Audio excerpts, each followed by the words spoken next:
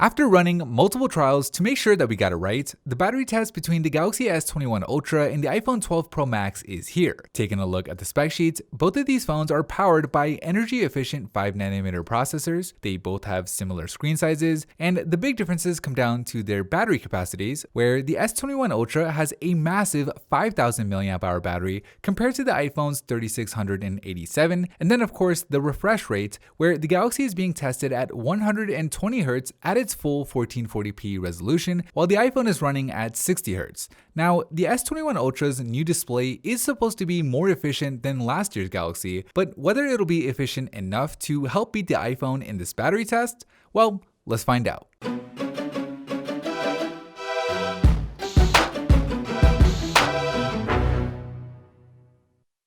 Alright, we'll kick things off in the phone app, where after going on the same 1-hour phone call, the iPhone does better, dropping down to just 98% compared to the Galaxy's 95%.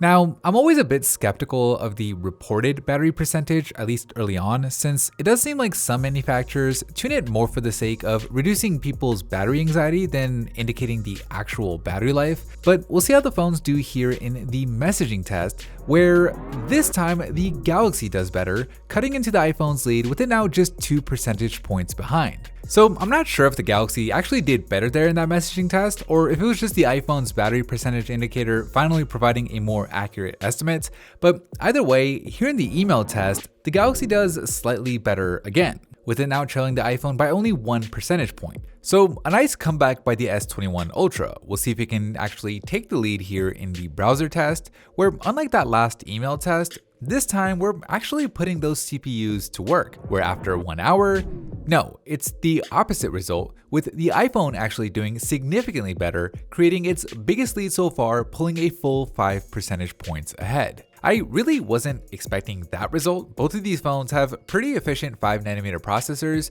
but we ran this multi-day battery test multiple times, and the results that we got here were always consistent. Anyways, here in Instagram, we're scrolling through the home feed just like you would in real life. In theory, this should be more taxing on the Galaxy since it does have that 120Hz refresh rate, but after 1 hour, both phones perform identically, with each dropping by 7%. So heading into the 16-hour standby, this is a close one. Let's see if the larger 5000 mAh battery can help the Galaxy here, given that the screens are off, and it looks like it does, with the Galaxy doing 1% better, pulling within 4 percentage points as we work on YouTube.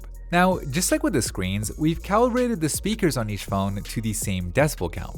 The 120Hz refresh rate shouldn't be a factor here on the Galaxy, but even then, the iPhone still manages to do better. This was another result I wasn't really expecting, but after doing a closer analysis of the speakers on these phones, I think that's where the difference lies. If you take a look at the Galaxy's top earpiece speaker, that speaker grill is really slim. In fact, you could barely even see it here, while the iPhone's earpiece speaker grill is much bigger thanks to that notch, which I suspect allows the iPhone speaker output to be lower while still matching the volume level of the Galaxy's. I did a demo of this over on Instagram at PhoneBuff, so follow us over there if you want to see that. I think seeing the demo will make it easier to understand, but the gist of it is, I believe that slim earpiece speaker grill makes the Galaxy speaker technically have to work harder in order to match the volume levels of the iPhones, which would obviously make it less power efficient. Of course, here in Alto's adventure, the speaker isn't the only factor. There's also that 120Hz refresh rate at full 1440p resolution, which combined